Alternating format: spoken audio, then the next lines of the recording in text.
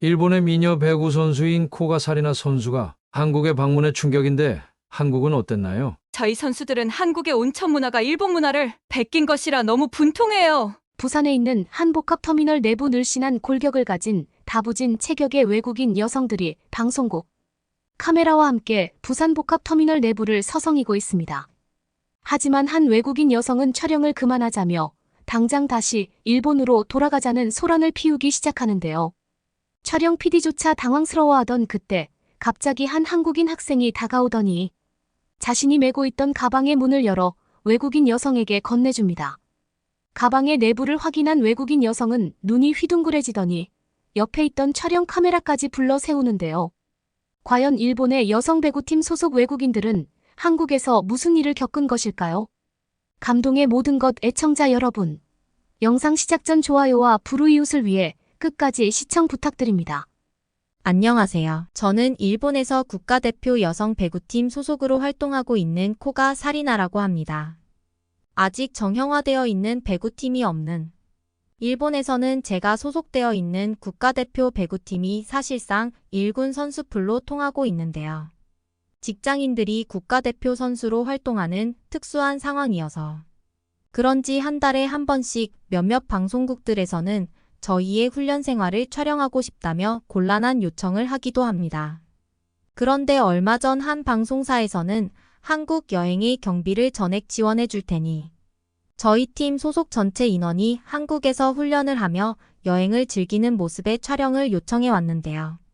사실 처음에 한국에 거부감이 있던 저와 몇몇 동료들은 한국이 아닌 일본이나 다른 유럽권의 나라를 요청했으나 방송사에서는 끝까지 한국행을 고집했고 결국 저희 배구팀 전원은 어쩔 수 없이 한국으로 향하게 되었습니다. 하지만 이름도 잘 모르던 한국이라는 나라에서 일주일 동안 지내야 된다는 사실에 결국 약 3명의 선수들은 한국행을 거부했고 남은 인원들까지도 석연치 않은 마음으로 한국을 갈 수밖에 없었는데요. 직장에서의 꽤 긴 휴가 기간을 승인받는 것도 어려웠기에 저는 한국을 가기 직전까지도 망설였지만 놀랍게도 처음 도착한 한국은 이러한 저희 후회를 완전히 사라지게 만들었습니다. 일본에서의 시차 때문에 잠에서 완전히 깨지 못한 저와 선수들은 일단은 방송사의 승합차를 타고 한국의 도시 중 하나인 부산역 근처의 복합터미널에서 촬영을 시작하기로 했는데요. 그런데 공항을 떠나 처음 정신을 차리고 마주한 첫 번째 도착지였던 부산의 복합터미널은 저와 동료들을 큰 충격에 빠뜨리고 말았습니다. 부산의 복합터미널에서 제일 놀란 건 바로 지하철과 버스. 심지어는 장거리로 이동하는 고속버스와 백화점까지 한 번에 모든 것을 이용할 수 있는 멀티플렉스 시설처럼 운영되고 있었기 때문인데요. 특히나 버스를 탈 수 있는 터미널 내부가 백화점과 연결되어 있다는 사실은 평소 쇼핑에 관심이 많던 저와 동료들의 눈길을 사로잡았고 실제로 부산의 복합터미널에서는 쇼핑을 즐기다가 곧바로 버스나 기차를 탈 수 있을 정도로 시간에 대한 효율성이 굉장했습니다. 사실 백화점의 시초라고 할 수 있는 일본은 최근 급격하게 늘어나고 있는 도난 문제와 경제 문제로 대부분의 매장들이 깨끗하게 관리되어 있지 않은 것은 물론 백화점까지 이동하는 것에도 굉장한 이동 시간이 소요되는데 놀랍게도 한국은 이러한 백화점 내부에 복합교통수단센터가 자리 잡고 있어서 이용객들의 접근성이 상당히 편해 보였죠. 특히나 처음 부산 여행을 제안했던 일본 방송사도 서울이라는 도시는 최근 너무나 많이 알려져 있기에 또 다른 한국의 도시 모습을 보여주기를 바랬다며 부산의 복합터미널로 저희를 데려왔다고 했고 지금부터는 자유시간이라는 말과 함께 자신들은 자유롭게 촬영을 할 테니 선수들끼리 부산의 복합터미널 센터를 즐겨달라는 요청을 하더군요. 저와 동료 선수들은 오랜만에 느끼는 휴가 여유에 살면서 처음 들어본 복합터미널이라는 시설 내부를 살펴보기 시작했고 이내 도저히 믿을 수 없는 광경들을 여러 보고 말았는데요. 단순한 교통수단 터미널이라고 생각했던 부산의 복합터미널 센터에는 일본에서는 상상조차 하지 못했던 다양한 생활 편의 시설들이 너무나 평범한 듯 운영되고 있었습니다. 그 중에서도 제일 신기했던 것은 바로 터미널 내부에 있던 상당한 규모를 가진 미용실이었는데요.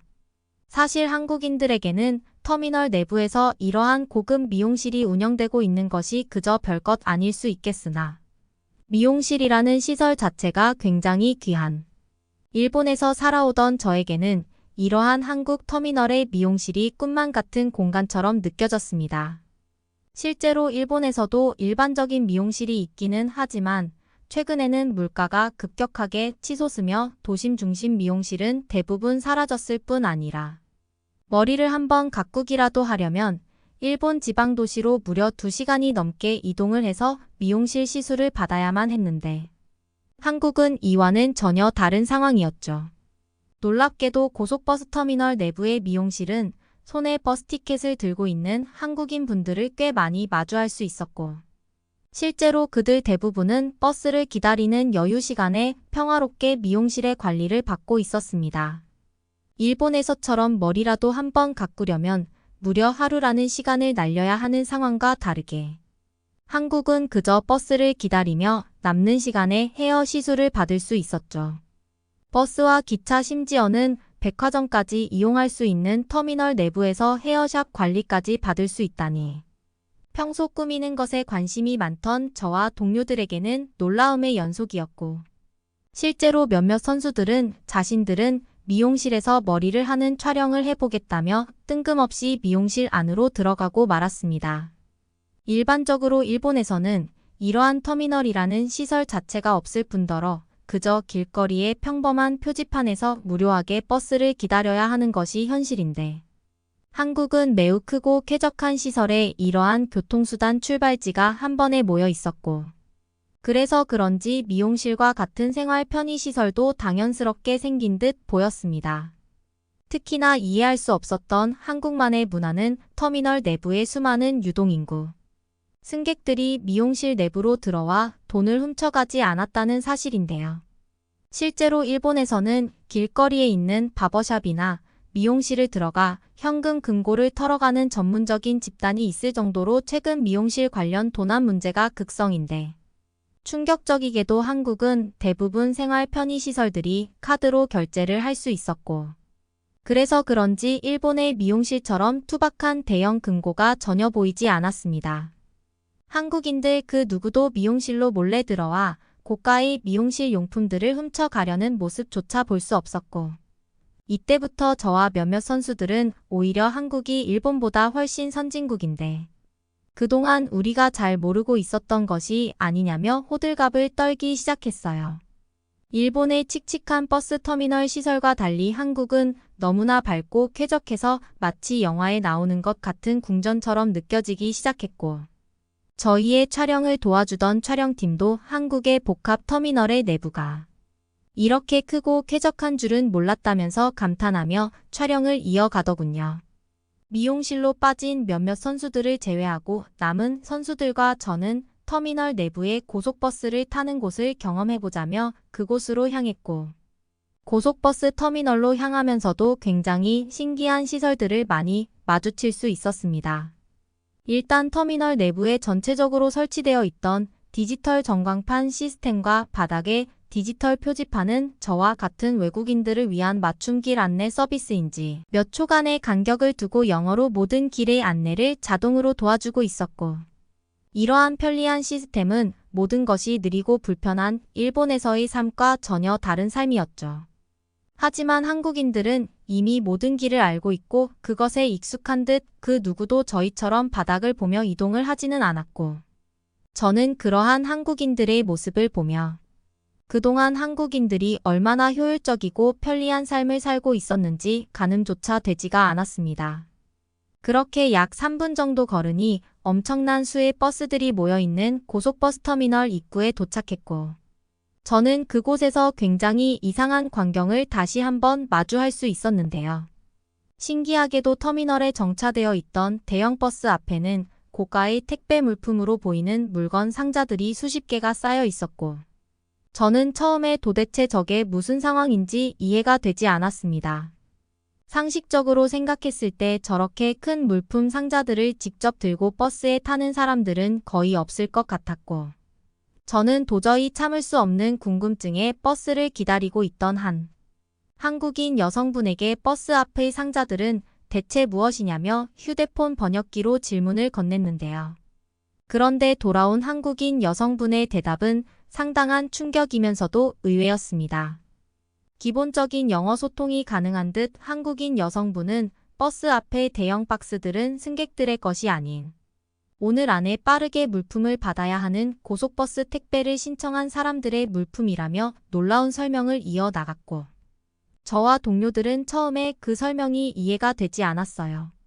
일본에서는 기본적으로 택배라는 시스템 자체가 아무리 빨리 오더라도 2주 이상의 시간은 소요되는데 한국인 여성분의 말을 들어보니 고속버스 택배 시스템을 이용하면 3시간 정도 만에 물품을 받는 것이 가능했고 놀랍게도 한국의 고속버스들은 승객들을 태우고 이동시켜주는 것뿐만 아니라 그 지역에서 빠른 택배를 기다리는 손님들을 위한 고속버스 택배 서비스도 함께 운영하고 있었던 것인데요. 살면서 고속버스가 택배를 배달해준다는 사실을 처음 알게 된 저는 한국인들의 아이디어에 감탄할 수밖에 없었고 실제로 약 5분 뒤 한 버스 기사분은 택배를 진칸에 옮겨 싣더니 곧바로 승객들을 태우고 서울로 출발하는 모습을 볼 수 있었습니다. 한국인 여성분은 빨리 물품을 받아야 하는 신선식품이나 지역 특산물의 경우들이 고속버스 택배 서비스의 주요 물품들이라고 했고 서울에 있을 때 고속버스 택배 서비스를 이용해 봤는데 굉장히 편리했다며 그때 당시 받은 택배 물품의 사진까지 보여주더군요. 또한 더욱 놀랄 수밖에 없던 것은 터미널 내부에 있는 수십 대의 버스 앞에 이러한 택배 상자들이 놓여 있는데도 그 누구도 택배에 눈길조차 주지 않고 아무도 훔쳐가지 않고 있었다는 사실입니다. 놀랍게도 제가 태어난 일본에서는 집 앞에 택배 물건을 훔쳐가는 사람들이 엄청나게 많아서 최근에는 이러한 문제 때문에 일부러 위험한 맹견을 키우거나 고가의 CCTV 비용을 투자해 집 앞 전체를 감시하는 불편함을 겪고는 하는데 한국은 충격적이게도 집 앞이 아닌 엄청난 유동인구들이 모여드는 복합터미널의 한복판이었음에도 그곳에 있던 수백 개의 택배들은 미동조차 하지 않았죠. 저는 한국인 여성분에게 혹시나 버스 앞에 놓여있는 택배 상자들을 훔쳐가는 사건은 발생하지 않냐며 추가적인 질문을 건넸으나 한국인 여성분은 그러한 문제는 생각조차 해보지 않았다며 기본적으로 한국인들은 누군가의 물건을 훔쳐가지 않는다는 시민의식이 있다는 놀라운 설명을 해주시더군요.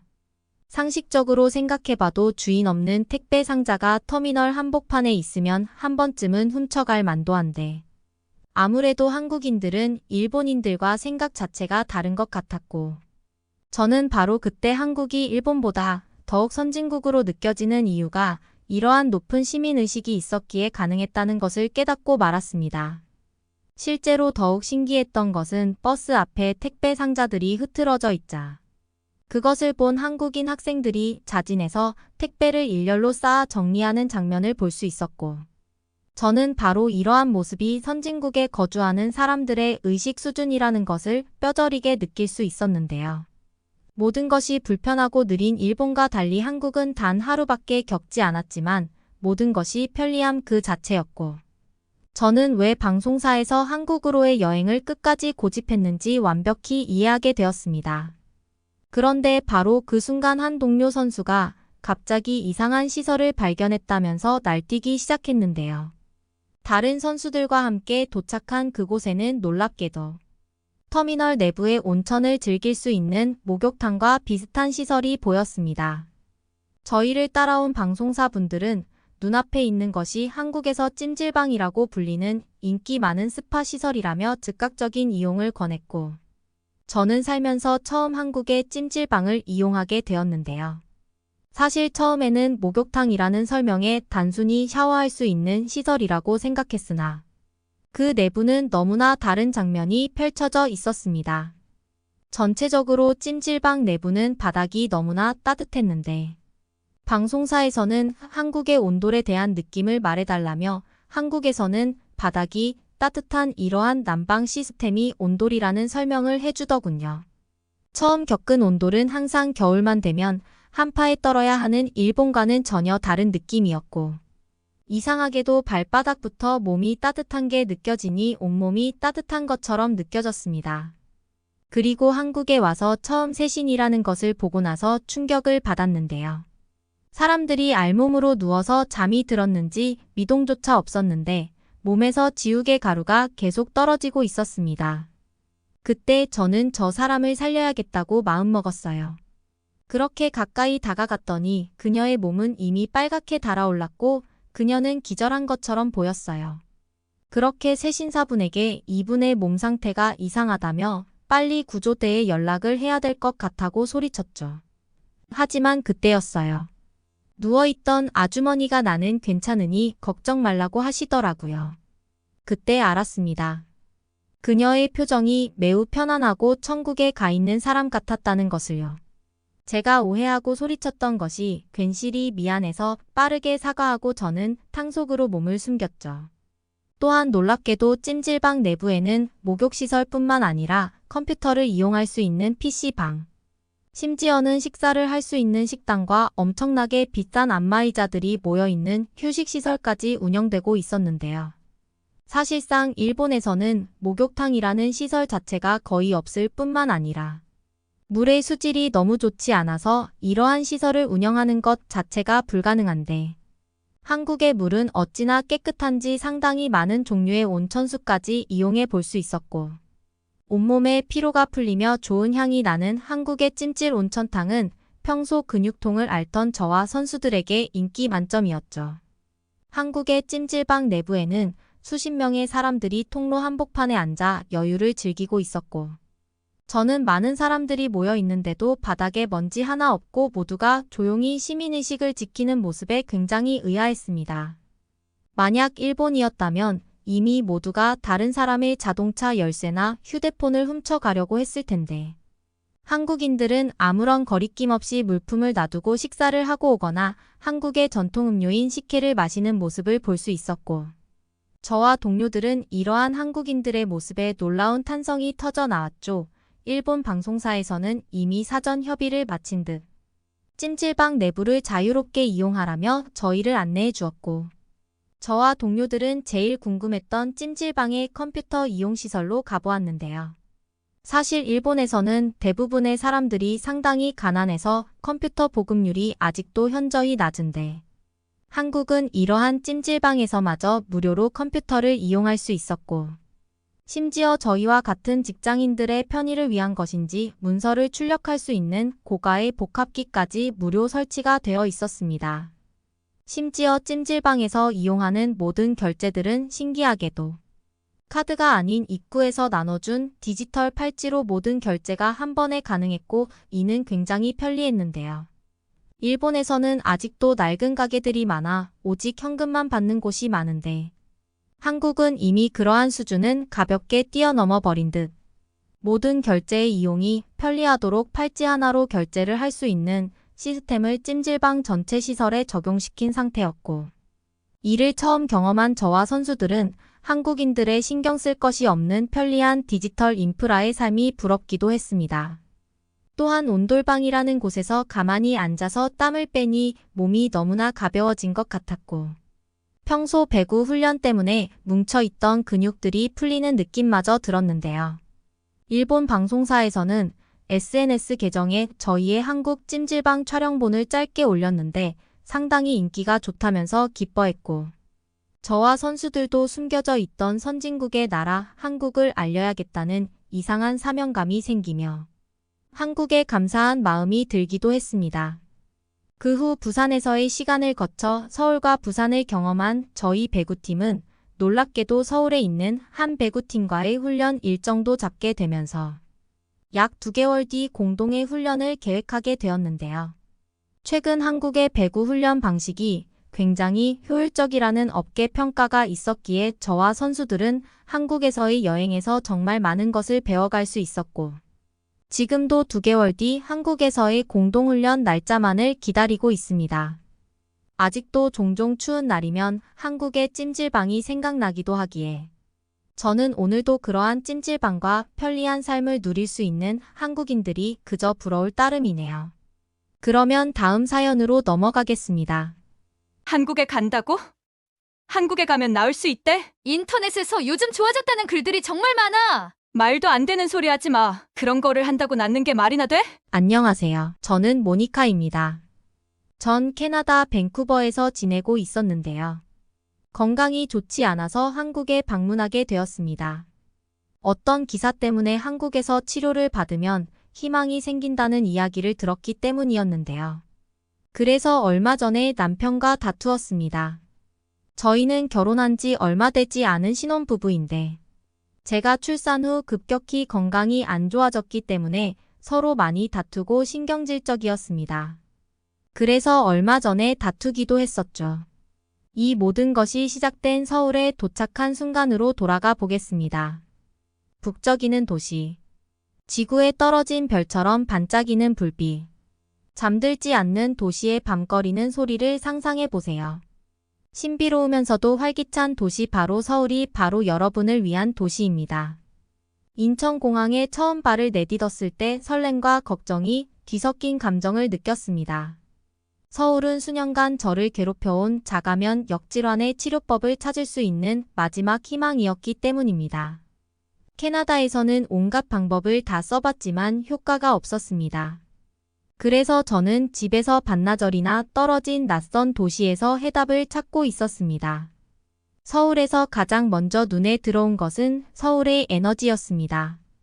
생동감 넘치는 도시였죠. 고층 빌딩의 하늘을 찌르고 각계각층의 사람들이 거리를 바쁘게 오갔습니다. 압도적이었지만 좋은 의미에서 좋았어요. 첫 번째 방문지는 한의학 전문 병원으로 유명한 곳이었어요. 사전 조사를 통해 한국이 양의학과 한의학의 전통, 치료법을 결합한 것으로 유명하다는 것을 알고 있었기 때문입니다. 의사들은 친절하고 인내심을 가지고 치료 계획의 모든 단계를 설명해 주었습니다. 단순히 한의학만 이용하는 게 아니라 양의학의 기계들과 한의학의 치료 방법을 결합한 것들이었어요. 그들은 균형과 조화에 대해 이야기했는데 건강이라는 맥락에서 저에게는 생소한 개념이었습니다. 이곳의 의사들은 제 증상만 보지 않고 몸과 마음, 정신 등 전인적인 면을 보았습니다. 제가 가장 먼저 배운 것 중 하나는 한의학에서 음양의 철학과 기, 에너지 흐름의 개념이었습니다. 정말 흥미로웠어요. 의사들은 이러한 에너지의 불균형이 어떻게 질병으로 이어질 수 있는지, 그리고 균형을 회복하기 위한 치료법이 무엇인지 설명해 주었습니다. 저는 제가 지금까지 저희 체질과 얼마나 안 맞는 삶을 살아왔는지 반성했어요. 제 치료 요법에는 침술이 포함되었는데 처음에는 회의적이었습니다. 왜냐면 들어오면서 머리에 바늘이 찔린 사람을 봤거든요. 하지만 침술은 기적과도 같았습니다. 특정 혈자리에 침을 놓았을 때 거의 아프지 않았습니다. 그 대신 몇 년 동안 느껴보지 못한 해방감과 이완감을 가져다 주었습니다. 세션이 끝나면 종종부항 요법을 받았는데 활력을 되찾은 기분이 들었습니다. 그 다음에는 한약을 처방받았어요. 저는 각각 고유한 치유력을 지닌 다양한 허브 뿌리 식물을 소개받았습니다. 인삼이 주로 들어간 한약을 먹었는데 신기했어요. 어떤 화학작용이 이루어지는 게 아닌데도 매일 아침 일어날 때 활력이 달려졌거든요. 제 치료에서 가장 큰 영향을 미친 것 중 하나는 마음 챙김과 명상이었습니다. 저는 호흡에 집중하고 그 순간에 존재하는 법을 배우는 세션에 참석했습니다. 마음이 항상 바빴기 때문에 힘들었습니다. 하지만 연습을 거듭하면서 이전에는 경험하지 못했던 평화로움과 명료함을 찾았습니다. 마음이 점점 평온해지는 것을 느낄 수 있었어요. 청계천을 따라 처음 걸었던 기억이 납니다. 서울 한복판에 아름다운 개울을 따라 걸으며 깊은 대화를 나누는 사람들도 있었고 평온함을 즐기는 사람들도 있었죠. 불과 몇 걸음 떨어진 번잡한 거리와는 극명한 대조를 이뤘습니다. 그때 저는 서울이 현대적이면서도 전통적이고 빠르게 변화하면서도 고요한 대조적인 도시라는 것을 깨달았습니다. 음식은 저에게 모험이 되었습니다. 김치, 비빔밥, 불고기를 먹어봤어요. 각각의 요리는 풍미가 폭발적이었고 제가 한식을 얼마나 좋아하는지 놀랐어요. 단순히 맛을 떠나 한국인들은 고기뿐만 아니라 야채와 단백질까지 한 끼로 모두 섭취하고 있었습니다. 한의학 선생님께서 말씀해 주신 것처럼 얼마나 균형을 중요시하는 나라인지 알 수가 있었어요. 이곳에서 음식은 단순한 생계수단이 아니라 문화의 일부이자 사람들과 소통하는 방식이었습니다. 저는 또한 도시의 풍부한 역사를 탐험했습니다. 경복궁은 그 장엄한 아름다움에 숨이 맺을 것 같았습니다. 경복궁을 거닐면서 마치 과거로 돌아간 듯한 기분이 들었습니다. 조선 왕조에 대해 배웠고 그 역사가 오늘날 한국 문화에 얼마나 많은 영향을 미치고 있는지 알게 되었죠.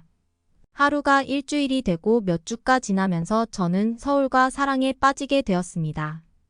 건강도 느리지만 확실하게 좋아지고 있었고 정신도 맑아지고 있었습니다. 서울은 제가 상상하지 못했던 방식으로 저를 치유해주고 있었습니다. 현대와 전통의 조화, 낯선 사람들의 친절함, 문화의 아름다움 등 모든 것이 제 치유 과정의 일부였습니다. 서울에서 저는 힐링이 단순히 몸만 치료하는 것이 아니라 영혼에 영향을 공급하는 것이라는 것을 배웠습니다. 그리고 다음 여정을 준비하면서 서울은 언제나 제 마음속에 특별한 장소가 될 것이라는 것을 알았습니다.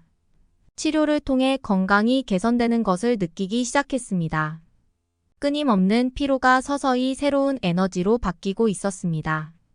증상의 빈도가 줄어들고 몸과 마음이 모두 강해졌다고 느꼈습니다. 하지만 저를 놀라게 한 것은 신체적 치유만이 아니었습니다. 한의학의 전인적 접근 방식, 즉 한의학이 사람을 전체적으로 바라보는 방식이었습니다. 한의학은 단기적인 치료가 아니라 장기적인 건강을 추구했습니다. 제 몸에 기울이고 몸의 신호를 이해하고 몸을 존중하는 법을 배웠습니다. 서울에서 여행을 계속하면서 건강과 치유에 대한 관점이 바뀌었습니다. 의학은 단순히 약과 시술이 아니라 생활습관 균형 조화에 관한 것이라는 것을 깨달았죠. 그리고 한의학은 저에게 균형 잡힌 삶의 기술을 가르쳐 주었습니다. 서울에 살면서 전통시장과 한약방을 자주 방문했습니다. 그중 한 시장에서 따뜻한 미소와 지혜로 반짝이는 눈빛을 가진 원로 한약사 주인분을 만났습니다.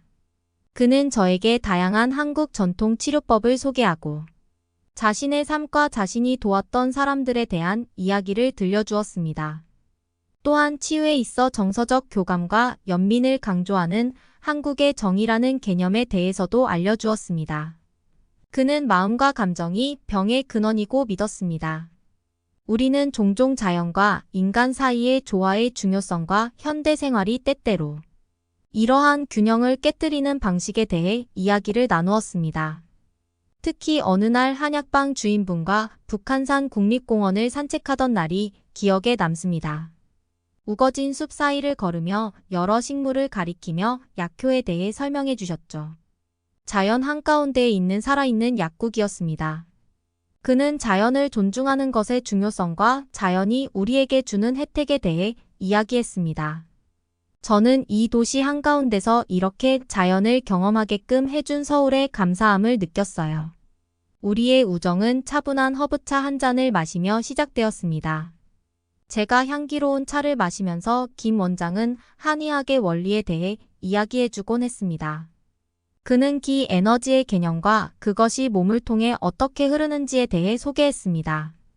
식습관과 생활습관 같은 외부 요인이 어떻게 기의 흐름을 방해하여 질병으로 이어질 수 있는지 설명해 주셨죠. 그의 가르침은 단순한 의학적 조언이 아니라 인생의 교훈이었습니다. 우리의 대화는 종종 인생과 철학에 대한 토론으로 이어졌습니다. 김 선생님은 자연과 더불어 조화롭게 사는 것을 중요하게 생각하셨어요. 그는 저에게 깊은 애정과 애착을 뜻하는 한국적 개념인 정에 대해 가르쳐 주었습니다. 또한 캐나다에서 저와 선생님이 이렇게 만난 것도 다 우연히 겹친 결과라면서 놀랍지 않냐고 말씀하셨어요. 이러한 대화를 통해 저는 서울과 캐나다라는 전혀 다른 곳에 살고 있지만 한국과 제가 얼마나 연결되어 있는지 느낄 수 있었어요. 건강이 계속 좋아지면서 저를 치유하는 것은 단지 치료와 약초가 아니라는 것을 깨달았습니다. 그것은 제가 맺은 관계, 제가 받아들인 문화, 그리고 제가 형성한 우정이었습니다. 김 원장은 저에게 치료사 이상의 존재였고 한국의 마음을 보여준 친구였습니다. 그를 통해 진정한 치유는 몸과 마음, 정신이 모두 포함된다는 것을 알게 되었습니다. 그는 건강뿐만 아니라 삶의 모든 측면에서 균형의 중요성을 가르쳐 주었습니다. 한국에서의 여정을 계속할 준비를 하면서 저는 제가 배운 지식과 치유법뿐만 아니라 제가 맺은 우정의 따뜻함도 함께 가져갔습니다. 김 씨는 제 이야기의 일부이자 건강을 향한 여정의 일부가 되었습니다. 서울 여행의 또 다른 하이라이트는 온천물로 이루어진 목욕탕을 방문한 것이었습니다. 단순히 목욕만 하는 곳이 아니라 미네랄이 풍부한 천연 온천을 활용한 휴식의 중심지였습니다. 미네랄이 풍부한 따뜻한 물에 몸을 담그고 있으면 긴장이 풀리는 것을 느낄 수 있었습니다. 찜질방으로 알려진 한국 전통 사우나의 즐거움과 이점도 발견했습니다. 이 대중목욕과 휴식을 위한 장소가 아니라 다양한 연령대의 사람들이 함께 모여 긴장을 풀 수 있는 사회적 허브였습니다. 찜질방, 온탕, 휴식 공간이 어우러져 심신의 활력을 되찾을 수 있는 공간이었죠. 이곳에서 저는 몸의 온도를 유지하면서 사계절을 이겨내며 건강을 유지하는 한국인들의 모습을 볼 수 있었습니다. 요리 외에도 저는 서울의 활기찬 식품 시장을 탐방했습니다. 광장시장 같은 곳은 오감의 향연이었습니다. 다채로운 색감, 음식, 익는 냄새, 상인들이 자신의 상품을 외치는 소리는 짜릿했습니다. 고소한 부침개부터 달콤한 떡까지 다양한 음식을 맛보았습니다. 한 입 한 입 먹을 때마다 한국인의 생활 방식을 엿볼 수 있었습니다. 하지만 서울에서의 미식 여행은 전통 음식에만 국한된 것이 아니었습니다. 전통을 존중하면서도 자신만의 창의적인 감각을 더하는 모습이 정말 흥미로웠어요. 과거와 현재의 조화는 과거를 기리면서도 미래를 포용하는 서울을 그대로 반영하는 것 같았습니다. 서울을 계속 탐험하면서 저는 한국 문화에 대한 감상이 음식을 넘어선다는 것을 알게 되었습니다. 박물관과 미술관을 방문하며 한국의 풍부한 역사와 활기찬 현대 미술계에 대해 배웠습니다. 전통 다도에 참석했는데 느리고 신중하게 움직이는 동작과 조용한 분위기에서 마음 챙김에 대한 교훈을 얻었습니다. 한의학을 받아들이면서 이전에는 경험하지 못했던 평화를 느낄 수 있었습니다. 한국 문화와 전통 의학의 경이로움에 푹 빠져든 후 저는 건강이 눈에 띄게 개선되기 시작했습니다. 하지만 놀라운 것은 신체적 치유뿐만 아니라 그에 수반되는 정신적, 정서적 변화였습니다. 이러한 진전을 통해 저는 동양의학과 서양의학의 장점을 결합한 총체적인 접근 방식을 모색하게 되었습니다. 침술과 한약요법은 계속해서 제 치료법의 일부였지만 이제는 서양의학의 특정 측면으로 보완되었습니다. 여기에는 현대식이 과학에 기반한 영양조언과 가끔씩 진행 상황을 모니터링하기 위한 의학적 검사가 포함되었습니다. 이러한 다양한 방법의 시너지 효과는 강력했고 저는 두 가지의 장점을 모두 누릴 수 있다고 느꼈습니다. 이 통합적 접근법의 가장 혁신적인 측면 중 하나는 자기관리와 마음 챙김을 강조하는 것이었습니다. 저는 제 몸에 귀를 기울이고 그 신호를 이해하는 법을 배웠습니다. 처음에는 명상을 통해 연습했던 마음 챙김은 일상생활의 일부가 되었습니다. 번화한 서울 거리를 걸을 때나 식사를 준비할 때에도 그 순간에 온전히 집중하는 연습을 했습니다. 제 여정을 되돌아보면서 회복은 목적지가 아니라 계속되는 여정이라는 것을 깨달았습니다. 회복의 길은 단순히 질병에서 치유되는 것이 아니라 새로운 삶의 방식을 발견하는 것이었습니다. 삶의 모든 측면에서 균형과 조화, 기쁨을 찾는 것이었습니다. 한국에서의 여정을 통해 건강이란 단순히 질병이 없는 것이 아니라 신체적, 정신적, 사회적으로 완전한 웰빙 상태라는 것을 깨달았습니다. 한의학과 서양의학의 통합은 서로 다른 관점을 포용하고 조화를 이루는 힘의 증거였습니다. 지금까지 치유되지 않았던 몸이 가벼워지는 것을 느낄 수 있었습니다. 한의학이라는 새로운 의학을 알지 못했더라면 경험할 수 없었을 거예요. 한국에서의 시간이 끝나갈 무렵만감이 교차했습니다. 고향으로 돌아가 가족과 친구들을 볼 수 있다는 설렘과 함께 제2의 고향이 된 이 아름다운 나라를 떠나야 한다는 슬픔도 살짝 느껴졌습니다. 한국은 저에게 치유와 지혜, 잊을 수 없는 추억 등 많은 것을 주었습니다. 서울을 떠날 준비를 하면서 제 여정을 되돌아보게 되었습니다. 처음 한국에 도착했을 때 저는 자가 면역 질환의 치유라는 단 하나의 목표에 매진하고 있었습니다. 한국이 제 존재의 모든 부분에 얼마나 깊은 영향을 미칠지 예상하지 못했습니다. 육체적 치유뿐 아니라 정신적, 정서적, 영적 성장이야말로 제 여정을 진정으로 정의하는 것이었습니다. 서울의 첨단 병원부터 전통한 약방, 명상, 세션, 활기찬 시장까지 모든 재회복에 기여해주는 것이었습니다. 자가면역 질환의 경우 관리가 가장 중요한데 저는 수많은 병원을 다녔다가 서울에 와서야 제 병에 대해 이해할 수 있었던 것입니다. 가장 중요한 깨달음 중 하나는 건강에 대한 관점이 달라졌다는 것이었습니다. 진정한 건강은 몸뿐만 아니라 마음과 정신의 균형이라는 것을 알게 되었습니다. 조화와 균형을 중시하는 한국 문화는 저에게 건강을 바라보는 새로운 시각을 보여주었습니다. 짐을 싸면서 기념품뿐만 아니라 허브차 일기장, 그리고 가장 중요한 추억과 교훈 등 제가 수집한 보물들을 꼭 챙겨야겠다고 생각했습니다.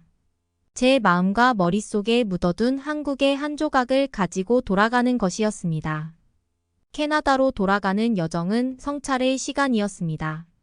한국에서 배운 교훈을 어떻게 고국에 돌아가서 제 삶에 녹여낼지 생각했습니다. 한국 문화의 아름다움과 힐링의 지혜를 사랑하는 사람들과 나누고 싶었습니다. 마음챙김 수련을 계속하고 한식을 식단에 포함시킬 계획을 세웠습니다. 한국에서 찾은 균형과 조화는 제 삶에서 유지하기로 결심했던 것들이었습니다. 캐나다에 도착했을 때 저는 새로운 사람이 된 기분이었습니다. 그리고 남편에게 제 상태를 보여주었더니 남편도 정말 놀라더군요. 그리고 예전보다도 사이가 많이 좋아졌습니다. 이전에는 느끼지 못했던 명확함과 목적의식이 생겼죠. 친구들은 제 변화를 바로 알아차렸어요. 물론 더 건강해졌지만 제 마음에도 새로운 가벼움과 삶의 새로운 기쁨이 생겼습니다. 제 경험을 그들과 공유하면서 제 여정이 다른 사람들에게 건강을 향한 새로운 길을 모색하고 한국에 대한 개방적인 태도를 갖도록 영감을 줄 수 있다는 것을 깨달았습니다. 한의학이 말해주는 치유 방식을 저에게 대입할 수 있었던 것입니다.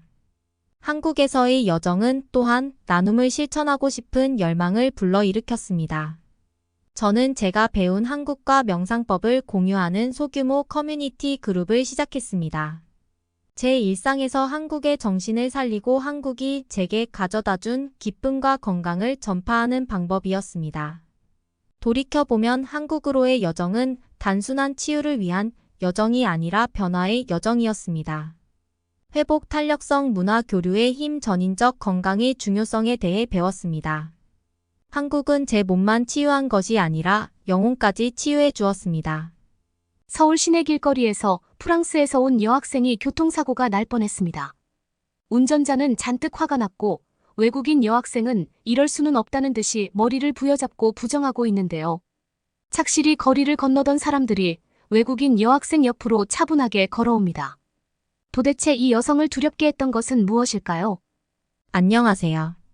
저희 부모님은 프랑스 지역에서 작은 가게를 하고 있어요.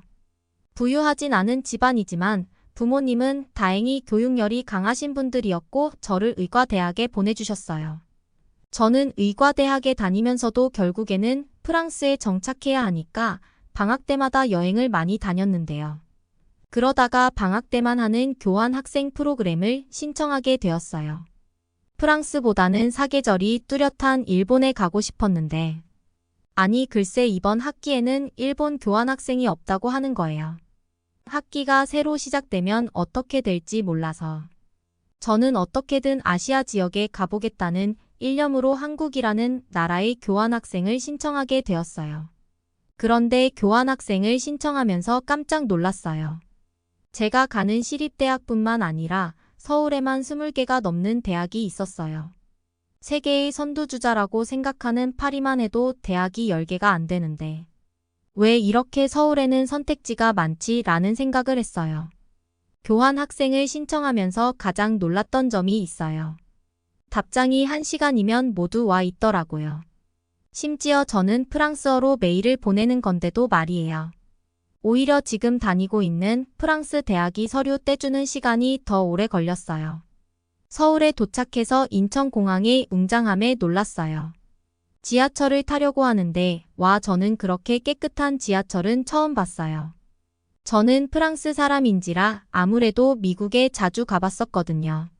미국 지하철을 경험해본 분이 계실지 모르겠지만 저는 지하철이 이렇게 깨끗하고 쾌적할 수 있다는 걸 그날 처음 알았어요. 미국 지하철은 오줌 냄새와 함께 하는 여정이거든요. 한국 지하철은 깨끗할 뿐만 아니라 와이파이도 엄청 잘 됐어요. 그리고 기숙사에 도착하면서 본 풍경은 놀라움의 연속이었어요. 프랑스는 건물과 건물 사이의 거리가 넓은데 여기는 건물이 엄청 높고 심지어 유리로 되어 있는 건물까지 있더라고요. 그렇게 무사히 대학교에 도착해서 제 한 달간의 여정이 시작되었어요. 정말 놀랐던 건 쿠팡의 배송 시스템이었어요.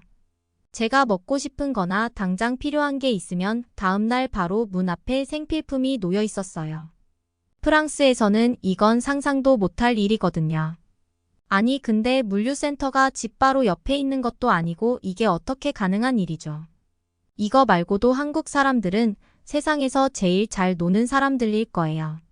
저는 인생에서 그렇게 재미있는 파티가 있다는 걸 처음 알았어요. 다 같이 테이블에 앉아 있는데 누구 하나 소외되는 사람이 없이 게임들을 막 하더라고요. 이게 사실 한글 배우는데 도움이 많이 됐어요. 이걸 술게임이라고 한대요. 제가 2주 정도를 지내다가 제 룸메이트가 제 안경을 밟는 일이 있었는데요. 프랑스에서 안경을 한번 맞추려면 병원에 갔다가 안경점에 가서도 며칠을 기다려야 하는데요. 그게 또 얼마나 비싼지 한국 사람들은 프랑스에 들어와서 안경점 열어야 할 거예요. 시력을 그 자리에서 재주고 안경을 1시간이면 맞춰준다는 거예요. 저는 하루인데 농담하는 줄 알았어요. 그래서 상큼하게 하루 뒤에 오라는 거죠라고 물어봤더니 1시간 뒤에 오세요. 하루 동안 안경 안 쓰세요. 라고 하시더라고요. 그래서 친구랑 시내를 돌아다니면서 붕어빵도 사 먹고 호떡도 사 먹었어요. 한국에는 맛있는 게 얼마나 많은지 갑자기 옛날에 프랑스 시내에서 타코야키를 사 먹었는데 완전 죽인 기억이 있어서 짜증났어요. 근데 붕어빵은 한국 어디를 가도 참맛이 있어요. 가격도 싸고요. 1시간 뒤에 가니까 정말로 안경이 다 되어 있었어요. 심지어 안경이 일상생활을 유지하기에 어려우면 AS 서비스도 해준다고 하시더라고요. 한국인의 서비스는 도대체 어디까지죠? 저는 돈을 받는 줄 알았는데 돈도 받질 않으신다고 하시더라고요. 왜 다른 나라 사람들은 이렇게까지는 하지 못할까요? 프랑스에서는 맨날 안경을 공장에 보내서 만들어야 된다고 하던데 어떻게 한국에서는 바로바로 해줄 수 있는 거냐고 물어봤더니 애초에 여분 렌즈를 다 구비해 두신다고 하시더라고요. 한국 안경사들은 그걸테의 모양에 맞게 다 자를 수 있다고 하시면서요. 제가 프랑스에서 의료 실습을 나가면 돈이 없어서 결국 발걸음을 돌리시는 분들을 종종 보게 되는데요. 이것도 사실 북미와 남미를 통틀어서 가장 복지가 잘 된 나라가 프랑스예요.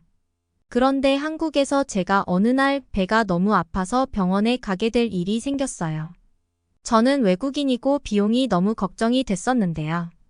약까지 다 해서 3만 원도 안 되는 돈으로 처방을 받았어요. 심지어 한국인들은 더 싸게 진료를 받는데요.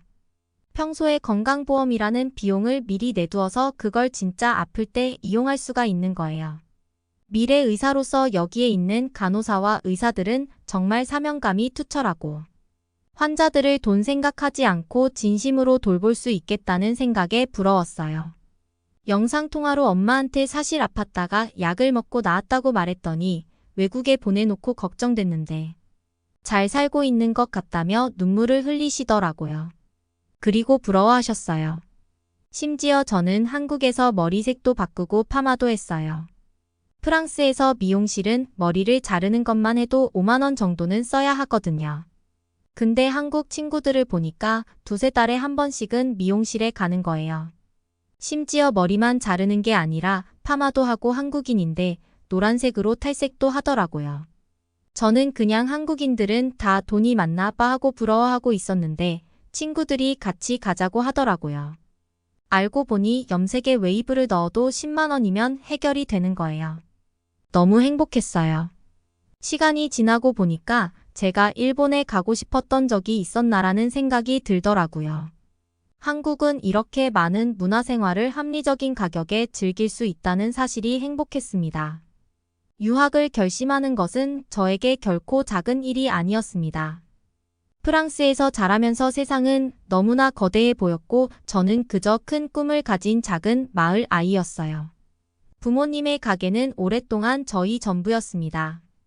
부모님은 항상 바쁘시고 열심히 일하셨지만 제가 책을 읽고 학교 공부를 잘할 수 있도록 도와주셨죠. 그래서 부모님의 꿈이자 제 꿈이기도 한 의대에 진학하게 되었죠. 저는 일본에 가고 싶었어요. 모든 것을 보고 싶었어요. 하지만 때때로 원하는 것과는 다른 것을 얻을 수도 있죠. 그 학기에는 일본에 갈 자리가 없었어요. 정말 실망스러웠죠. 하지만 다른 아시아 국가에 도전해보는 건 어떨까 하는 생각이 들었어요. 그렇게 한국이 떠올랐어요. 몇몇 친구들이 좋아하는 K-팝과 한국 드라마를 제외하고는 한국에 대해 잘 몰랐어요. 하지만 저는 모험을 하고 싶었기 때문에 도전했습니다. 교환학생 프로그램에 지원하는 것은 정말 순식간이었어요. 의대 공부와 부모님 가게 아르바이트를 병행하며 서류를 작성하고 에세이를 쓰는 등 정신없이 바빴죠. 사실 중간에 교환학생 서류 때문에 행정실에 연락할 일이 있었는데 프랑스 학교 행정실은 알겠다고만 하고 제대로 답을 해주지 않았어요. 며칠을 기다린 뒤야 답답해서 한국 학교에 프랑스어로 메일을 보내봤는데 1시간 만에 국제처에서 답을 해줬어요. 외국인에게 참 친절하고 신속한 나라라고 생각했어요. 그렇게 저는 비행기를 타고 사진으로만 보던 곳으로 향하고 있었어요. 무엇을 기대해야 할지 전혀 몰랐고 그곳이 마음에 들지도 몰랐어요. 인천공항을 빠져나오는 순간 저는 이곳에 도착했다는 것을 알았습니다. 공항은 거대하고 반짝반짝 빛나며 매우 깨끗했습니다. 공항에 가본 적은 있지만 이곳은 차원이 달랐어요. 효율성과 활기찬 분위기는 마치 미래로 들어선 것 같았어요. 그리고 한국 지하철을 처음 탔어요. 한국에서 지하철은 하루 일과 중 하이라이트는 아니라고 해도 과언이 아닙니다. 하지만 여기서는 완전히 다른 세상 같았어요. 깨끗하고 빠르고 와이파이도 정말 번개처럼 빨랐어요. 여기가 정말 지하철인가? 내가 무슨 공상과학 영화에 나오는 건가라는 생각이 들었습니다. 그리고 사람들은 어디에나 있었고 빠르게 움직이며 삶을 살아가고 있었습니다. 그 에너지와 분위기는 전염성이 있었어요. 기숙사에 도착하는 것 자체가 모험이었어요. 거리는 북적거리고 네온 사인이 깜빡이고 길거리 음식 냄새가 진동했죠. 감각과 부하가 걸렸지만 좋은 의미에서 좋은 경험이었습니다. 그러다 문득 이곳이 앞으로 몇 달 동안 제가 살 집이라는 사실을 깨달았습니다. 이 활기차고 정말 아름다운 도시 저는 이제 잠시나마 이 도시의 일부가 되었습니다. 사소한 일처럼 들릴지 모르지만 한국 문화의 효율성과 친절함에 대해 눈을 뜨게 하는 경험으로 바뀌었습니다. 빠르고 효율적이며 웃으면서 일하는 한국인의 업무 방식을 엿볼 수 있었습니다. 대중교통 시스템, 우편 서비스, 심지어 의료 서비스까지. 모든 것이 기름칠이 잘 된 기계처럼 잘 작동하는 것 같았습니다. 한국 사람들은 제가 유학생이라는 사실을 알고 제가 모든 것을 이해하고 편안하게 지낼 수 있도록 최선을 다해 도와주셨어요. 단순한 비즈니스 거래가 아니라 진정한 배려와 친절의 표시였습니다. 한국 사회의 효율성과 따뜻함을 보여준 많은 사례 중 하나가 되었습니다. 사소한 것이 얼마나 큰 차이를 만들 수 있는지 한 나라의 일상생활에 대한 접근 방식이 저 같은 외국인에게 얼마나 깊은 인상을 남길 수 있는지에 대한 교훈을 얻었습니다. 한국에서 경험한 작고 평범해 보이는 순간이 저에게 큰 인상을 남겼습니다. 바로 길을 건널 때입니다. 네, 맞습니다. 길을 건너는 단순한 행동이었지만 한국 사람들과 그들의 문화에 대해 많은 것을 말해 주었습니다. 프랑스에서는 무단횡단이 매우 흔한 일입니다. 사람들은 신호와 상관없이 틈이 보이면 바로 길을 건너는 경우가 많습니다. 하지만 한국에서는 달랐습니다. 저는 서울에서 바쁜 어느 날 아침 이 사실을 처음 알았습니다. 여느 때처럼 서둘러 횡단보도에 도착했습니다. 신호등은 빨간불이었지만 차가 오지 않았습니다. 본능적으로 앞으로 나아가기 시작했지만 멈췄습니다. 왜 멈췄을까요? 제 주변에 아무도 움직이지 않았기 때문입니다.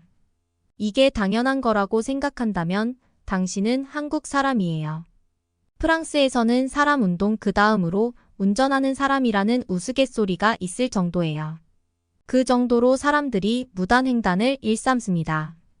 키 작은 마을 같은 곳에서는 차가 당연히 나를 피해갈 거라는 확신이 있어요. 수많은 사람들이 인내심을 가지고 녹색 신호가 켜지기를 기다리고 있었습니다. 밀치는 사람도 조급해하는 사람도 없었고 차분한 질서만 있었습니다. 모두가 규칙을 존중하고 서로의 공간과 안전을 존중하는 모습이 인상적이었습니다. 단순히 법을 지키는 것이 아니라 집단적인 책임감이 느껴졌습니다. 시간이 지나면서 저는 이 습관을 몸에 익히게 되었습니다. 법에 대한 존중뿐 아니라 주변 사람들에 대한 존중을 바탕으로 녹색 신호가 켜질 때까지 기다렸습니다. 작은 행동의 변화였지만 이 습관을 통해 저는 질서와 존중을 중시하는 이 사회의 일원으로서 공동체와 더 많이 연결되어 있다고 느꼈습니다.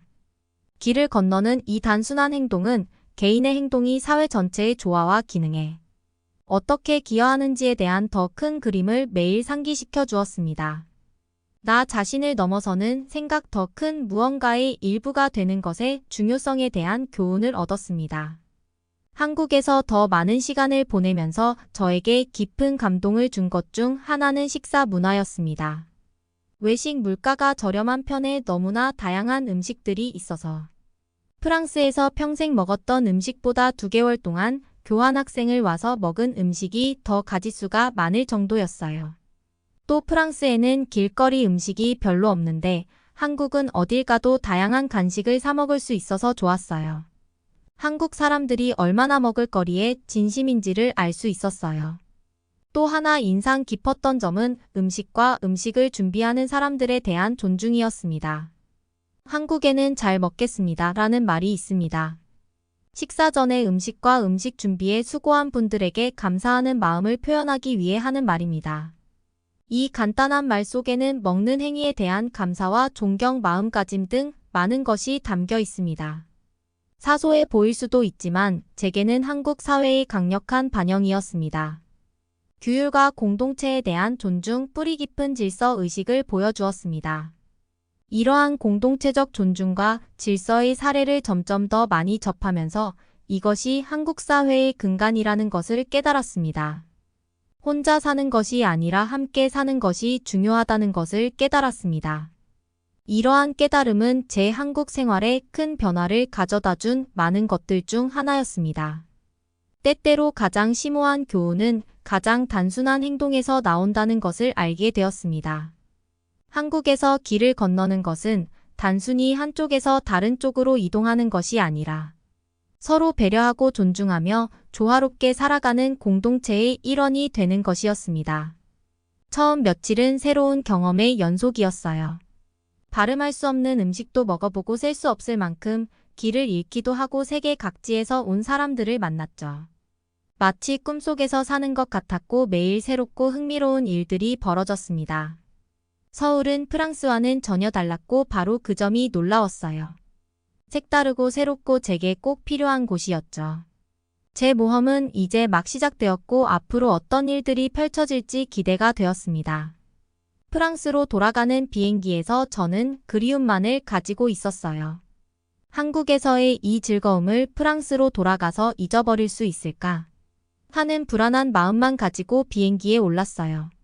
저는 시간이 지난 지금도 한국에서의 삶만 그리워하면서 삽니다. 한국은 제 삶의 원동력이 되어 주었어요. 그러면 다음 사연으로 넘어가겠습니다. 저의 이야기는 의심과 꿈으로 가득 찬 독일의 한 젊은 대학생이 인생을 바꿀 결정을 고민하는 것으로 시작됩니다. 저는 항상 세상을 탐험하고 새로운 경험을 쌓으며 시야를 넓히는 것을 꿈꿔왔습니다. 하지만 한국에서 교환학생으로 공학을 공부할 수 있는 기회가 주어졌을 때 불확실성과 의심의 물결이 저를 덮쳤습니다. 익숙한 독일 집을 떠난다는 것은 결코 쉬운 결정이 아니었습니다.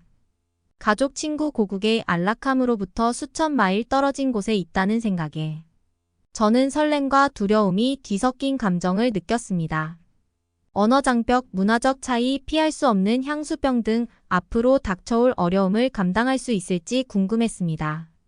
하지만 마음속에서 소용돌이치는 모든 의심에도 불구하고 저의 꿈은 훨씬 더 강력했습니다.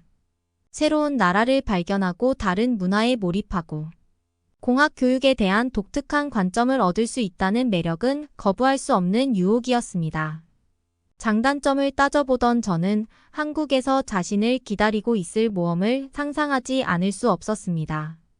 북적이는 시장을 돌아다니고 이국적인 길거리 음식을 맛보고 다양한 배경을 가진 사람들을 만날 생각에 저는 기대감에 가득 찼습니다.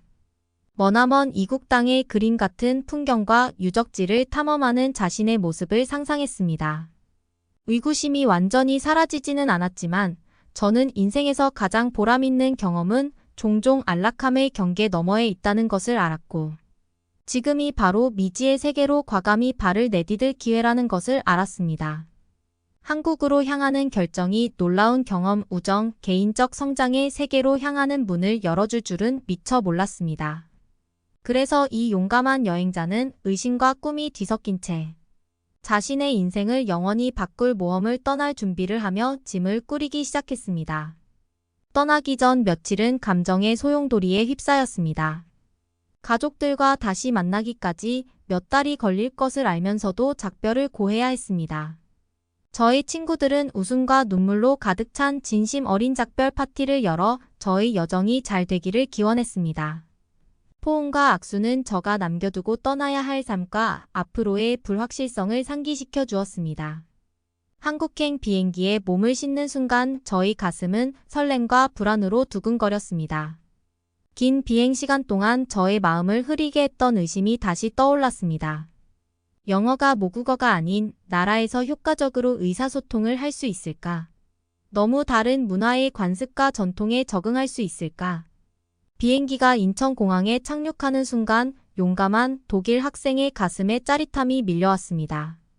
비행 내내 저를 괴롭혔던 의구심은 외국 땅을 밟는 순간 사라지고 분주한 대한민국의 수도 서울에서 펼쳐질 모험을 받아들일 준비가 된 것 같았습니다. 공항 자체는 현대성과 효율성의 경이로움 그 자체였으며 기술 강국으로서의 한국의 명성을 증명하는 듯했습니다. 자동 입국 심사 키오스크는 입국 절차를 간소화했고 한국어에 능통하지 않음에도 불구하고 공항을 쉽게 탐색할 수 있다는 사실에 감탄했습니다.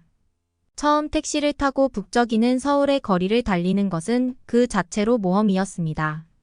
서울의 스카이라인은 현대적인 고층 빌딩과 역사적인 건축물이 어우러진 매혹적인 풍경이었죠.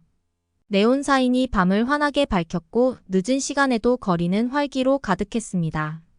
한 학기 동안 머물 숙소는 활기찬 동네의 아늑한 아파트였습니다. 작지만 아기자기한 집이었고 저는 곧바로 집과 같은 편안함을 느꼈습니다. 집주인은 독일어를 유창하게 구사하지는 못했지만 따뜻하게 환영해 주었고 저가 이 동네의 일원이 된 것처럼 느낄 수 있도록 도와주었습니다. 그 다음 날 저는 경복궁과 같은 상징적인 랜드마크를 방문하며 서울 중심부로 모험을 떠나 한국 문화의 풍부한 역사와 웅장함에 감탄했습니다. 활기찬 시장을 돌아다니며 떡볶이, 김밥과 같은 길거리 음식을 맛보며 미각의 새로운 모험을 선사했습니다. 언어 장벽으로 인해 어려움을 겪기도 했지만 한국 사람들의 따뜻함과 친근함 덕분에 저는 어디를 가든 환영받는다는 느낌을 받았습니다. 저는 필수적인 한국어 문구를 빠르게 배웠고 그 격차를 해소하려는 저의 노력을 높이 평가하는 현지인들에게 사랑받았습니다. 가장 기억에 남는 순간 중 하나는 덕수궁에서 수문장 교대식을 목격한 것입니다. 화려한 볼거리와 정교한 수문장 교대 의식에 저는 경외감을 느꼈고 한국의 풍부한 문화유산에 대해 더 깊이 이해할 수 있게 되었습니다. 날이 갈수록 서울은 더 많은 매력을 드러냈습니다. 강남의 트렌디한 동네부터 남산공원의 고즈넉한 아름다움까지 저는 서울과 서울 사람들의 매력에 푹 빠질 수밖에 없었습니다. 그래서의 새로운 생활에 적응해가면서 여행 초기에 가졌던 의구심은 점점 사라지기 시작했습니다. 저는 자신의 학문적 성취뿐만 아니라 시야를 넓히고 마음에 지울 수 없는 흔적을 남길 수 있는 특별한 모험의 정점에 서 있다는 것을 깨달았습니다. 이 용감한 독일 학생의 한국 여행은 단순히 서울의 활기찬 거리를 탐험하는 것뿐만 아니다. 놀라운 학문적 모험이기도 했습니다. 첫 수업에 들어섰을 때 저는 한국에서의 학업 경험을 정의하게 될 광경즉 최첨단 기술을 마주했습니다. 칠판과 오버헤드 프로젝터를 사용하던 시대는 지나가고 스마트보드와 디지털 태블릿이 중심이 되었습니다. 가장 인상적이었던 부분은 학생과 교사들이 기술을 일상생활에 자연스럽게 접목하는 모습이었습니다. 갤럭시 탭과 아이패드는 교과서만큼이나 흔하게 볼 수 있었고 학생들이 이러한 기기를 사용하여 디지털 교과서에 액세스하고 대화형 퀴즈를 풀고 그룹 프로젝트에서 협업하는 모습에 놀라움을 금치 못했습니다. 학생들은 기술의 도움으로 필요에 따라 자신의 속도에 맞춰 학습을 진행할 수 있었습니다. 이러한 개별화된 교육 접근 방식 덕분에 학생, 개개인이 각자의 방식으로 성장하고 뛰어난 능력을 발휘할 수 있었습니다. 교실 밖에서도 기술은 똑같이 중요한 역할을 했습니다. 학생들은 앱과 온라인 플랫폼을 사용하여 프로젝트에서 공동 작업하고 그룹 회의를 예약하고 노트를 손쉽게 공유했습니다. 배움의 경계는 물리적 교실을 넘어 확장되었고 학생들은 이러한 디지털 플랫폼을 통해 학업과 사회생활을 원활하게 혼합하는 자신을 발견했습니다. 하지만 이 학생이 매료된 것은 기술 사용뿐만 아니라 한국 교육에 스며든 혁신의 문화였습니다.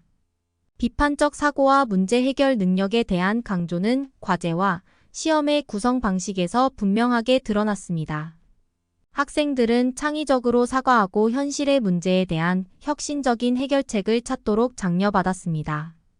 교육의 기술을 활용하려는 한국의 노력은 미래지향적인 접근 방식과 학생들이 미래의 도전에 대비할 수 있도록 준비시키려는 헌신을 보여주는 증거였습니다. 이 독일 학생은 한국 사회의 모든 측면에 기술이 얼마나 완벽하게 통합되어 있는지에 대해 놀라움을 금치 못했습니다. 아파트에서 발을 내딛는 순간부터 혁신과 현대성의 영향을 목격했습니다. 사용자 친화적인 모바일 앱을 통해 다양한 한식 메뉴를 살펴보고 몇 분 안에 집 앞까지 배달해주는 덕분에 음식을 주문하는 것은 매우 쉬웠습니다.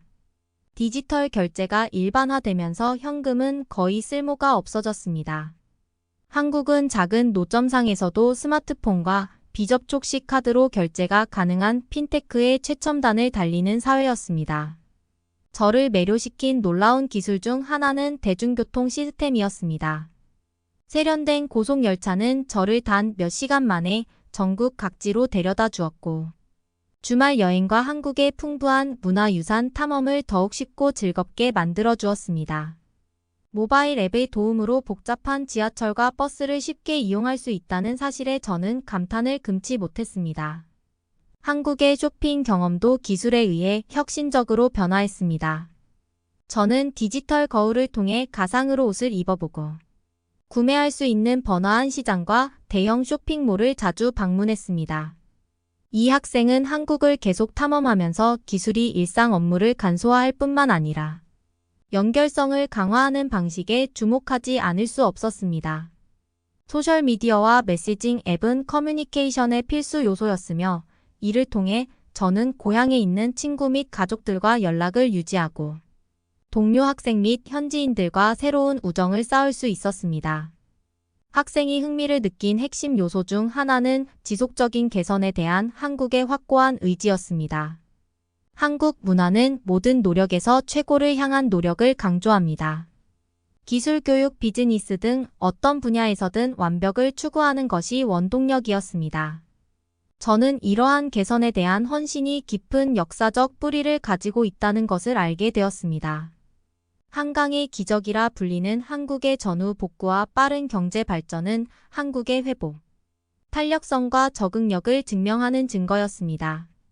역경을 딛고 일어나 더 밝은 미래를 만들고자 하는 열망은 한국인의 정신에 깊이 뿌리내렸습니다. 이러한 역사적 맥락은 한국의 경쟁 정신도 조명합니다. 다양한 산업 분야에서 두각을 나타내고자 하는 한국인의 열망은 세계적인 인정과 성공으로 이어졌습니다. 삼성과 LG와 같은 거대 전자기업부터 K-팝, 열풍에 이르기까지 한국은 세계 무대에서 두각을 나타내고 있습니다. 각 분야에서 최고가 되기 위해 노력하는 개인과 조직의 열정과 헌신에 우리 학생들은 매료되었습니다. 하지만 이러한 탁월함을 향한 노력과 함께 한국 문화에서 균형의 중요성도 발견했습니다. 사회적 인식과 감수성으로 번역되는 눈치라는 개념은 사회적 상호작용에서 중요한 역할을 했습니다. 한국인들은 타인의 감정과 필요를 파악하는 능력을 중요하게 생각하며 관계에서 조화의 중요성을 강조했습니다. 한국에서의 캠퍼스 생활은 학문 문화행사 협업학습이 어우러졌습니다. 다양한 배경을 가진 학생들이 각자의 교육 목표를 추구하기 위해 함께 모여 무한한 에너지가 넘치는 분위기였습니다. 공동체 의식을 느낄 수 있었고 우리 학생은 전 세계에서 온 사람들과 금세 우정을 쌓았습니다. 독일에서의 교육과 비교했을 때 느낀 가장 큰 차이점 중 하나는 학습에 대한 협력적인 접근 방식이었습니다. 그룹 프로젝트와 팀워크는 단순히 권장되는 것이 아니라 커리큘럼의 필수적인 요소였습니다. 학생들은 개별적으로 뛰어난 능력을 발휘할 뿐만 아니라 팀의 일원으로서 효과적으로 일하는 방법을 배웠습니다. 이처럼 협업을 강조하는 교육은 학우들 사이의 단결력과 동지애를 키워주었습니다. 또한 1년 내내 캠퍼스에서 열리는 활기찬 문화축제와 행사에도 깊은 인상을 받았습니다. 추석과 같은 한국 전통 축제부터 학생들의 다양한 개성을 보여주는 국제축제까지 항상 흥미로운 행사가 열렸습니다. 이러한 행사는 즐거움을 선사할 뿐만 아니라 다양한 문화와 전통에 대해 배울 수 있는 소중한 기회이기도 했습니다. 캠퍼스 경험이 가장 심오한 측면 중 하나는 아마도 글로벌 관점을 접할 수 있었다는 점일 것입니다. 다양한 국가의 학생들과 교류하면서 상상도 하지 못했던 방식으로 저희 세계관이 확장되었습니다. 저는 정치, 문화, 사회 문제에 대한 토론에 참여하면서 자신의 선입견에 도전하고 시야를 넓히는 통찰력을 얻었습니다. 특히 캠퍼스 내 복지와 정신건강 지원에 대한 강조의 깊은 인상을 받았습니다. 전인적 교육에 대한 한국의 접근 방식에는 학생들의 신체적, 정서적 웰빙을 증진하기 위한 자원과 프로그램이 포함되어 있었습니다. 정신 건강에 대한 이러한 초점은 독일에서 경험했던 학업에 대한 압박감과 신선한 대조를 이루었습니다. 기숙사 생활은 저희 소속감을 더욱 깊게 했습니다. 다른 나라에서 온 학생들과 생활 공간을 공유하면서 그들의 문화를 직접 배울 수 있는 기회를 가졌습니다. 함께 요리하고 식사를 나누며 이야기를 나누고 세계 각국의 명절을 축하했습니다. 문화의 용광로 같은 공간에서 학생들은 글로벌 커뮤니티의 일원이 될 수 있는 기회를 소중히 여겼습니다. 학업에 더 깊이 파고들면서 저는 엄격한 학업 환경에 몰입하게 되었습니다. 커리큘럼은 도전적이었지만 엄청난 보람도 있었습니다. 비판적 사고 문제 해결 지식의 실제 적용에 중점을 둔 커리큘럼은 저를 학문적 성장과 개인적 발전의 길로 이끌었습니다.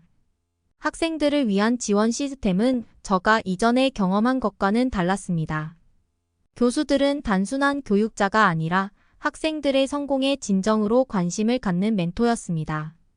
업무 시간은 학업적인 문제에만 국한되지 않고 개인적인 지도와 멘토링을 위한 공간도 제공했습니다. 캠퍼스 시설은 최고 수준이었으며 최첨단 실험실과 연구 기회를 제공했습니다. 우리 학생은 이러한 자원을 최대한 활용하여 공학 지식을 실제 문제에 적용할 수 있는 연구 프로젝트에 참여했습니다. 이는 학생에게 지속적인 영향을 남긴 실습학습 경험이었습니다. 강의실 밖에서도 한국은 계속해서 다양한 경험을 제공했습니다. 한국의 풍부한 문화유산은 탐험할 수 있는 충분한 기회를 제공했습니다. 고즈넉한 산세 속에 자리 잡은 고대 사찰을 방문하고 전통 다도에 참여하고 한국 서예를 배우기도 했습니다. 주말은 종종 친구들과 함께 한국의 여러 지역으로 여행을 떠나는 모험으로 가득했습니다. 제주도의 아름다운 자연부터 유서 깊은 도시, 경주까지 각 여행지마다 한국의 다양한 풍경과 역사를 엿볼 수 있는 특별한 경험을 선사했습니다. 또한 한국에서의 생활은 독일에서의 경험과는 다른 안정감과 신뢰감을 가져다 주었습니다. 저는 사회가 상호 존중과 타인에 대한 배려로 운영된다는 것을 알았습니다. 사람들은 인내심을 가지고 줄을 섰고 공공장소는 놀라울 정도로 깨끗하고 잘 관리되어 있었습니다. 이 학생은 밤에 거리를 걸어도 안전하다고 느꼈고 그 느낌을 소중히 간직했습니다. 이러한 안정감은 저희 사회적 상호작용에도 영향을 미쳤습니다. 저는 한국 사람들에게서 관찰한 예의 바르고 배려심 깊은 행동을 자연스럽게 받아들이게 되었습니다. 이는 저희 사회적 태도의 작지만 중요한 변화였으며 저가 흡수하고 있는 문화적 영향을 강조하는 것이었습니다. 이 학생이 한국에서의 모험을 정의하는 학습과 생활의 조화로운 조화를 보여주는 증거였습니다. 저희 학문적 추구는 멘토의 지원과 최첨단 기술에 대한 접근으로 더욱 풍성해졌고, 한국의 문화와 풍경을 탐험하면서 한국과 더 깊은 관계를 맺을 수 있었습니다. 한 저의 일상생활을 특징 짓는 안정감과 신뢰감을 탐구하여 저가 새로 찾은 고향에서 전반적인 웰빙과 만족감을 느끼는데 기여했습니다. 여러분은 어떻게 보셨나요? 응원과 격려의 한마디씩을 댓글로 남겨주시기 바랍니다. 사연자분들께 전달해드리겠습니다. 실제 사연 제보를 받고 있습니다. 채택되신 분께는 작은 선물도 보내드리고 있습니다. 저희의 사연이 여러분의 하루의 작은 힘이 될 수 있었으면 좋겠습니다. 감동적인 사연을 주변 분들과 이야기 나눠보세요. 더욱더 좋은 영상으로 다시 찾아뵙겠습니다.